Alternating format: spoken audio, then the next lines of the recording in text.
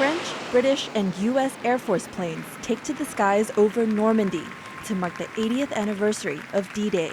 20 heads of state, including U.S. President Joe Biden and German Chancellor Olaf Scholz, joined French President Emmanuel Macron for the ceremony, which saw a standing ovation for a special guest, Ukrainian President Volodymyr Zelenskyy.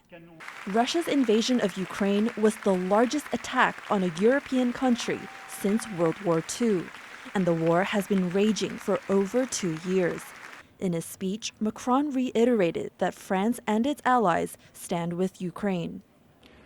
Soyons dignes de ceux qui débarquèrent ici. Votre présence ici en ce jour, Monsieur le Président d'Ukraine, dit tout cela. No Russian official was invited to the ceremony, despite the Soviet Union's decisive role in the Nazis' final defeat.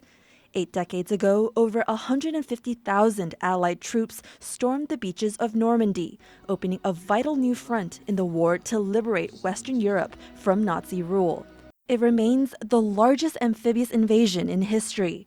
Around 180 surviving veterans, many of them over 100 years old, gaze over the shores once more. We are so glad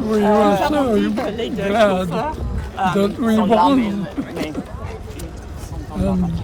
We're able to have peace for the rest of our lives. We are going We knew on D-Day that we were making history. U.S. President Biden joined Macron to honor veterans at the event. But in his speech, he also warned that the struggle between dictatorship and freedom is unending. We know the dark forces that these heroes fought against 80 years ago. They never fade.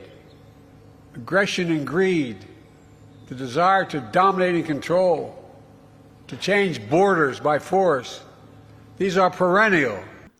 In the face of Moscow's continued offensive in Ukraine and geopolitical instability across regions, Biden and other leaders urged the world to remember the unity that turned the tide on D-Day, and that in the face of tyranny, free nations must stand together. Devin, Tsai, and Joyce, Tseng for TaiwanPlus.